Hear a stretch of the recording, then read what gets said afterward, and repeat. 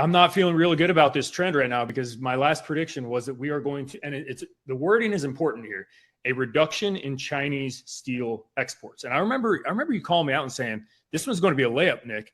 And I'd say not so fast because when we look at Chinese steel exports, this chart's going all the way back to 2011. If we look at Chinese steel exports, not just to the United States, but to the entire world, Chinese steel exports are actually up year over year in 2025. And you can see they're basically at the highest levels since back in 2015-16.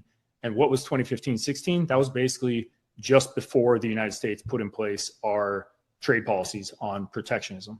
That was kind of when it all began. So we likely were one of the big buyers back in the 2014 through 2016 timeframe.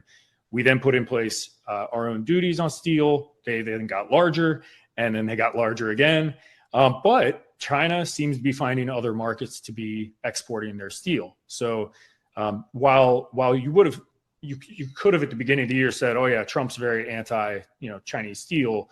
Of course they're going to decline. Of course their exports are going to high. Well, It turns out people like cheap steel, and other parts of the world are still consuming it. And the chart kind of tells that story. It's just in a lot of cases not coming to the United States because it's got 500% tariffs on it.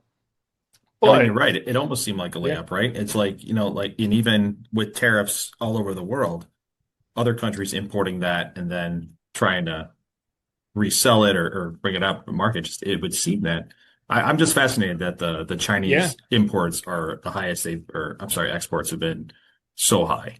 I think I would say part of that's going to be a function of just a weak demand picture within China, where even though, and we've talked about this in prior Cup of Joes, even though China does seem to be rationalizing some of their production and some of their overproduction, their numbers are just so big that if they've got to slow down in their economy, I mean, a couple million tons a month is not anything to them.